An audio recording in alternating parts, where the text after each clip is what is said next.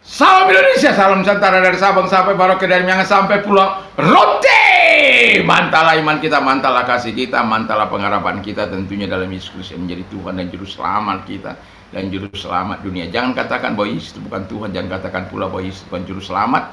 Dia adalah Tuhan, dia adalah Juru Selamat. Kalau engkau percaya engkau akan selamat, engkau tidak percaya engkau akan dihukum. Karena firman Allah sudah berkata, akulah jalan dan kebenaran dan hidup, tiada seorang sampai kepada Allah kalau tidak melalui aku. Rasul Paulus mengatakan, dan keselamatan tidak ada dalam siapapun juga selain di dalam Dia Yesus Kristus, karena di bawah kolong langit tidak ada nama lain yang diberikan kepada manusia yang olehnya kita diselamatkan.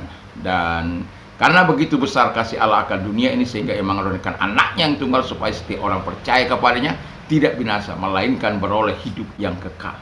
Dan saya mau katakan kepada kita, biarlah kita senantiasa dengan hati percaya engkau dibenarkan, dengan mulut mengaku engkau diselamatkan. Dan selamat malam bagi kita. Dan saya tetap menganjurkan kita untuk mendengarkan firman Allah, berdoa, membaca firman Allah secara pribadi maupun secara bersama-sama. Kiranya Tuhan Yesus memberkati kita dan berikan terus kemenangan. Dan ketika kita istirahat, dan deep sleep-nya Tuhan bersama dengan kita. Tuhan Yesus memberkati. Mari kita berdoa. Terima kasih Tuhan, kami tahu masa-masa yang sukar, tetapi kami tahu bahwa Tuhan bersama dengan kami. Dalam nama Yesus, haleluya, amin. Saya membacakan satu ayat di dalam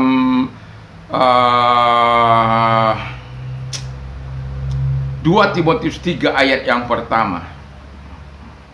Ketahuilah bahwa pada hari-hari terakhir akan datang masa yang sukar. Saya ulang. Ketahuilah pada hari-hari terakhir akan datang masa yang sukar.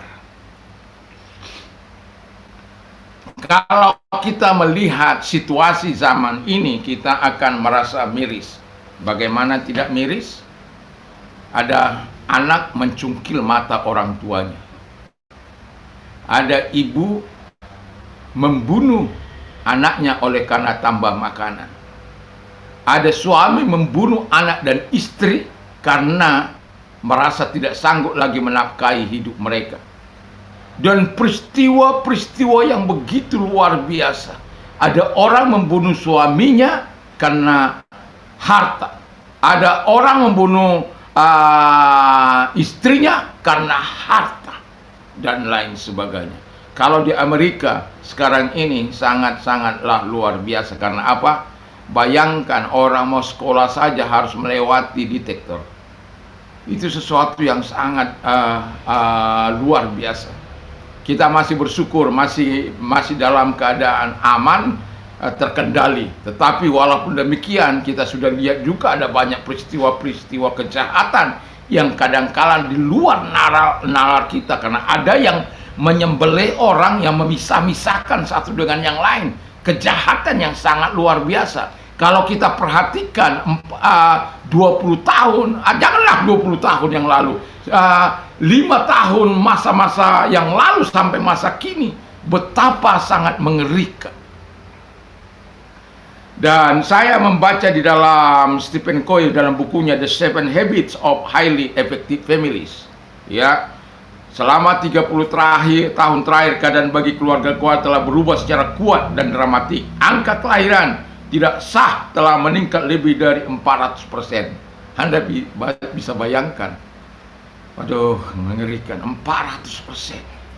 Lalu kemudian persentase keluar yang pimpin orang tua tunggal 3 kali lebih banyak dibanding dahulu.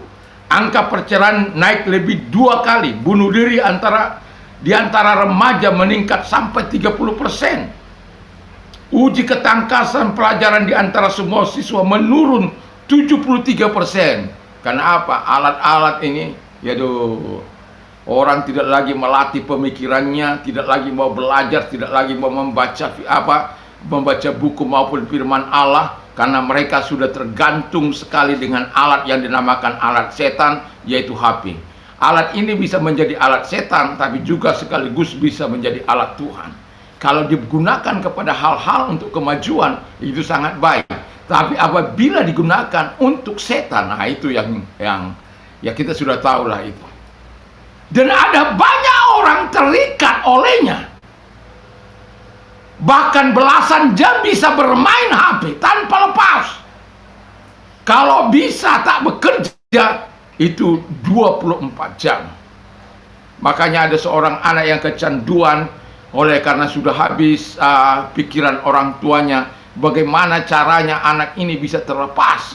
Dan akhirnya orang tuanya menyamar menjadi seorang pencuri dan merampok anak ini, anaknya sendiri. Supaya apa? Kalau HP itu dianggap hilang oleh dia, maka bapaknya bisa berkata, enggak lagi. Bayangkan saking terikatnya. Anak ini bisa memarahi orang tuanya, memarahi ibunya, kalau dia diganggu lagi bermain. Bukan kejaman Eden. Makanya kalau dikatakan oleh firman Allah, masa-masa terakhir adalah masa-masa yang sukar akan datang. Saya mau katakan telah datang. Bukan akan datang, tapi telah kita alami. Dan itu sebabnya kita perlu berhati-hati. Sebagai orang-orang percaya, saya mau katakan masa yang sukar itu dalam bahasa Inggrisnya kairoi. Itu kalau tulisannya keri itu adalah masa, zaman, saat, ya. Itu artinya.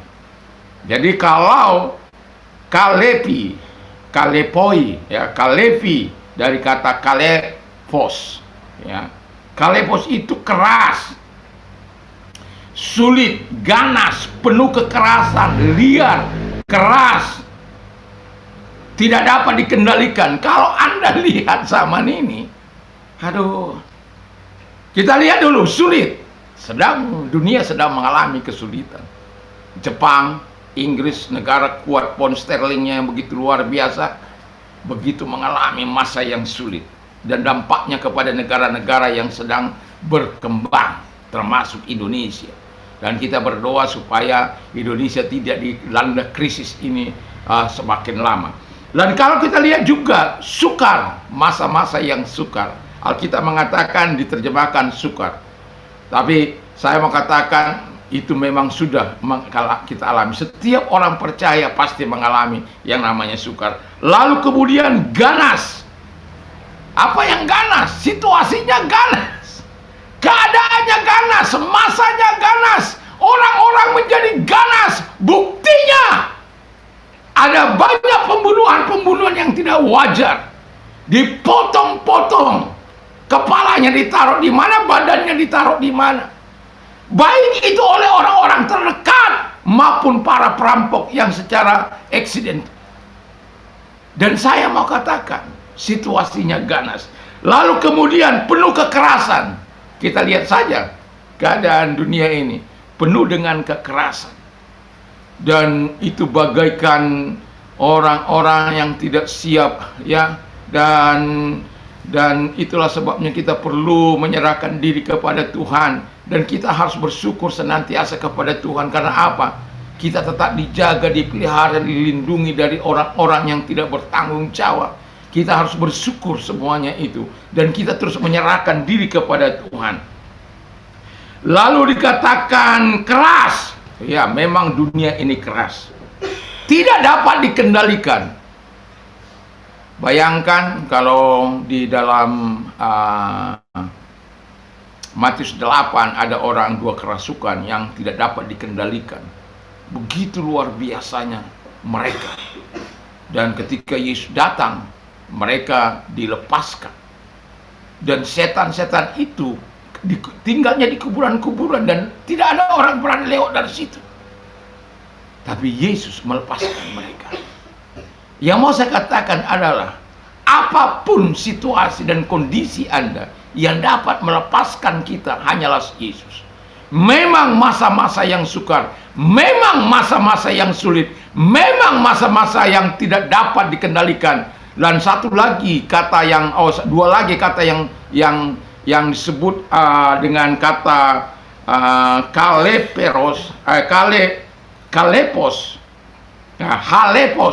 halepos. Jadi X itu dibaca H, ya, halepos.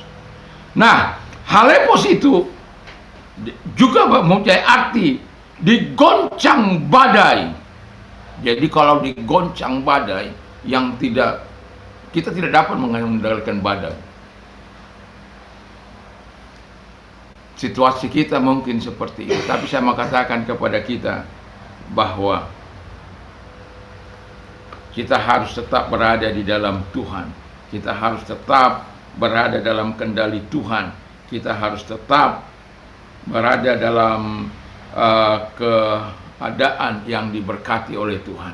Dan itu sebabnya saya mau katakan kepada kita, biarlah kita sebagai orang-orang yang percaya di hadapan Tuhan, sebagai orang-orang yang menyerahkan diri kepada Tuhan, akan terus menjaga diri kita sehingga kita terus mau hidup bersama dengan Tuhan. Tema tadi tidak saya sebutkan karena situasi zaman situasi zaman ini itu nyata yang kita hadapi. Jadi situasi zaman kita tidak dapat kendalikan, tapi bersama dengan Tuhan kita akan menang senantiasa. Apapun keadaannya, apapun yang dikatakan dengan hal lepos itu, kita akan tetap bisa mengalahkan. Karena apa? Tuhan menyertai kita, Tuhan menolong kita. Dan nanti besok saya akan bercerita bagaimana kita bisa menghadapi semuanya itu. Bukan karena kuat atau gagah kita menghadapi zaman ini, zaman yang tidak menentu ini, zaman yang penuh dengan kekerasan, di mana orang tidak tahu berterima kasih, di mana orang mencintai dirinya sendiri, di mana orang hidup dalam kejahatan, di mana orang hidup dalam ketidakkudusan, tidak tahu berterima kasih. Bayangkan seorang anak mengancam orang tuanya akan membunuh kalau dia tidak diberikan sepeda motor. Wah, zaman begitu luar biasa. Tapi kita bersyukur bahwa kita sebagai orang-orang percaya, walaupun zaman masa-masa sukar telah datang kepada kita, tapi jangan takut, ada Tuhan yang memelihara kita, ada Tuhan yang melindungi kita, ada Tuhan yang menjaga kita dari segala kesulitan, kesukaran, keganasan, kekerasan, liar, dari badai tidak dapat dikendalikan. Dan yang terakhir ini adalah berat dipikul. Walaupun itu berat, hidup ini dipikul, tapi Alkitab sudah katakan, kalau engkau sedang mengalami berat, serahkanlah bebanmu kepada Tuhan, karena Ia yang memberikan kelegaan bagimu. Kiranya Tuhan memberkati kita di situasi sulit di zaman ini. Tuhan Yesus memberkati. Mari kita tunduk kepala kita berdoa. Terima kasih di situasi sulit zaman ini Tuhan, tetapi kami tidak mau melepaskan diri dari Tuhan. Biarlah Tuhan terus menyertai kehidupan kami di dalam nama Yesus. Dan kalau ada yang sakit, kami perintahkan dalam nama Yesus, segala sakit penyakit yang mereka tidak aku perintah keluar, dan oleh bilu-bilu daripada Tuhan Yesus mereka sembuh, oleh kuasa mereka sembuh dalam nama Tuhan Yesus Kristus. Kalau engkau sakit, kalau engkau sedang mengalami penderitaan, angkat kedua belah tanganmu. Mari kita berdoa. Lihat tangan-tangannya yang diangkat kepadamu Tuhan. Marilah kepadaku, hai kamu yang letih lesu dan beban berat, aku akan memberikan kelegaan bagimu. Di dalam nama Yesus kami percaya kepadamu bahwa engkau adalah Allah yang hidup, yang akan senantiasa menyatakan kekuatan dan pertolonganmu kepada kami. Di dalam nama Yesus, dan bagi mereka yang sedang mengalami, engkau tetap menguatkan mereka, engkau tetap menolong mereka dalam kasih-Mu, dalam kemurahan-Mu. Di dalam nama Yesus, sehingga setiap kami memuliakan engkau. Dalam nama Yesus, haleluya. Amin. Selamat malam, selamat kita beraktivitas. Tentu kita bukan beraktivitas karena kita udah malam, mau istirahat. Kiranya istirahat kita disertai dengan dipsitnya Tuhan, sehingga kita tetap bisa bersyukur, berterima kasih, dan tetap bisa membaca firman Allah, merenungkan firman Allah, lalu kita tidur. Tuhan Yesus memberkati. Mantap, mantap.